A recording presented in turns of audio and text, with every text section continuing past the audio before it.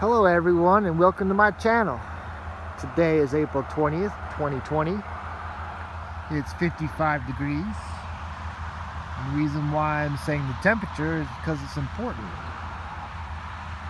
I want to show you what we're seeing here. All this all the way around. You see it low along the horizon. I don't know if you can quite tell. Even the mountains are showing color. They look pink.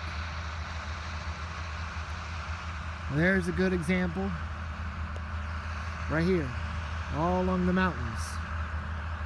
I'm just walking around. It's after sunset. As you can see, this is pretty much west, maybe a little slightly southwest. But why I'm pointing this out is it's what I call the electric haze. And it's showing color from one of our three suns. And as you know, in the primary colors, yellow, red, and blue. Sorry about the tractor working here, but can't do much about the noise. But the primary colors are red, yellow, and blue. The yellow sun can't make pink, no matter how you make it. I'm just walking around my car because I don't want to show it. So, like I said, yellow can't make pink or red or orange. It has to be a combination. So where's that red coming from? Or pink? Well, that's coming from a sun named Horus, aka the Red Kachina, or the Destroyer, or Nemesis, or whatever you want to call it. Many civilizations called it different things, because this is a cyclical event. I don't know for sure how many years are in between these events, but we do live in a solar system of three suns, and they've returned. And we've seen their magnetic signatures on the Grumpy Moose All Skies camera that had a MRI overlay that is now shut down. And Eric Briggs has shown their magnetic signatures of Horus along with our sun. And even Ra, aka the Blue Kachina, as the Hopi called it the Kachinas, and the Egyptians called them Ra and Horus. Or the Dark Star would be another name maybe for Ra, or the Blue Kachina, the blue spectrum sun. So Horus, as I'll call it, is a red spectrum sun. And that's where these colors are coming from. And they've been around for a couple years now. They weren't here before, and they're not iron oxide or particles from comets or asteroids or whatever you want to call them, as people do. Because this happens everywhere in the world, and it happens every night. You see, the electric haze, as I call it, or Cherenkov radiation, is like a projection screen. It shows these colors very well. And you'll see them on the clouds. You can see that cloud is a little pink. So we're seeing a variation of red. As you saw, that the sun was setting in the west, and this is towards the east and northeast. Here's the southeast, but it's happening all the way around. So go outside after sunset and you'll see this. And you don't need to wait till the sunset to see the electric haze, because you can see it all day long. You just gotta know where to look. During the day along your horizons, it's gonna be brighter, more white. So that's how you can tell during the day. But anywhere you're seeing bright white, or in the mornings you can see these colors in the west before sunrise.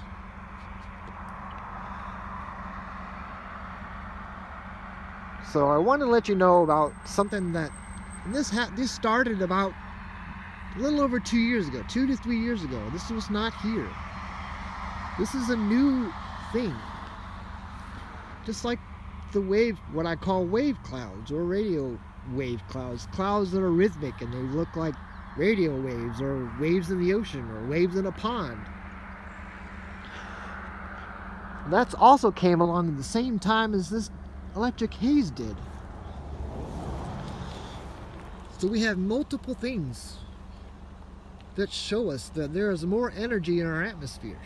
You may have seen the halo around the sun. That's also a byproduct of that energy.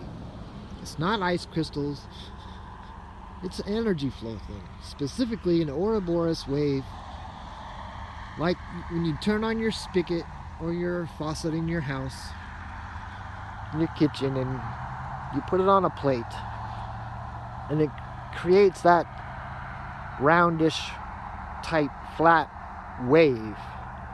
Well, that's what I'm talking about, an Ouroboros wave. And that's what makes the halo around the sun. Now in the past I've said that was Horus, our second sun, but I've learned otherwise, that that's not the case. And that's okay if I'm wrong. Not everyone's right all the time. But I know I'm definitely not wrong about this electric haze, because all you gotta do is go outside any time during the day and you'll see it. And it covers us, the whole sky, all day long. It's just harder to see higher up in the sky. It's easier to see down low, especially after sunset. But you'll see it any time during the day, even when the sun's up. And now, say 3 or 4 o'clock in the afternoon, you look towards the sun side of the sky and the blue's gone. It's all washed out and it's all white. That's the electric haze. So it's a little chilly here because I've been in the heat of my vehicle and now it's 55 degrees and I'm outside and it's chilly. So it's not coming from humidity like the hazy skies that we see in the summertime on the west or east coast of the United States, and the humidity.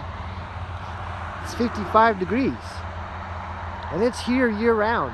20 degrees outside. It's here. So it's not humidity. It's not the summer haze that we see. This is the electric haze, or Cherenkov radiation. So I wanted to throw this video out to show you all. And a lot of times this really turns pink. Maybe a little later on, if I sat out here longer, it would turn more pink. And then eventually it'll turn purple. And then lots of people notice it when I talk to them about it. They see it. And there's another big sign in our sky that tells us that our 2 other suns have returned in our trinary solar system. And that's the moon. The moon is doing cartwheels, or turning like a clock. Clockwise in the northern hemisphere, counterclockwise in the southern hemisphere. And everybody can go outside and look at the moon at 3 hours apart, 2 different times. That's all you gotta do. Go out and look at it, wait 3 or 4 hours later and go look at it again. And you'll notice it has turned like a clock, and it shouldn't. It should always rise and set in the exact same position, regardless of what you hear online from other YouTube channels.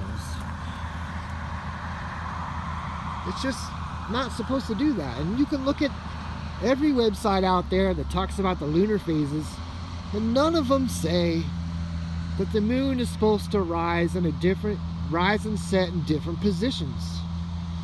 You know, if you look at the terminator line, which is the line that's generally vertical, besides our seasonal tilt, it'll be off a little bit, but that's over a year's period. Tilt some and then tilt back a little bit over the whole year as our seasons change. But that is an hourly change. 15 degrees an hour roughly. That moon will turn like a clock. So, alright, so go check it out. Everyone, you don't need a telescope. All you gotta do is go look.